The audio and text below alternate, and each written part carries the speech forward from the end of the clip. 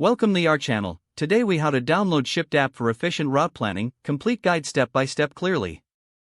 To download the Shipt app, start by unlocking your smartphone. Locate the App Store icon on your device. For iPhone users, this is the App Store. For Android users, look for the Google Play Store. Tap on the App Store icon to open it.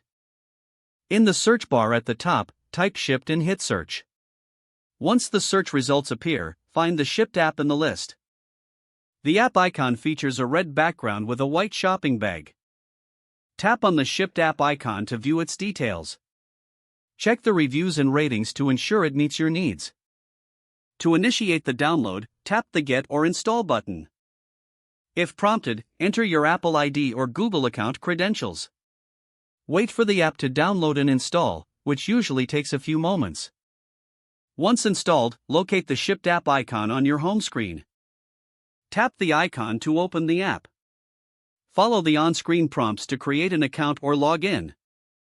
Enter your location to set up your delivery preferences. To access efficient route planning, navigate to the Delivery Schedule feature. Sync your account with your preferred Maps application for optimal routing options. Explore the app's features to customize your shopping experience. With the Shipt app downloaded, you're ready to enhance your grocery shopping efficiency. If the page does not load, refresh the browser or try again in a private or incognito window. Make sure you are using the correct email address, then retype it carefully to avoid small typos.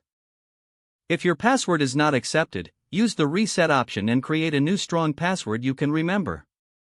Check your spam folder for verification or security emails, then complete any requested confirmation steps. Enable two-factor authentication if available to improve account security and reduce unauthorized access risk. After signing in, review your profile details so your contact information and settings are accurate and current. If you see an error message, note it down and try again after restarting your device and internet connection. Don't forget to like this video and subscribe to our channel for more step-by-step tech guides.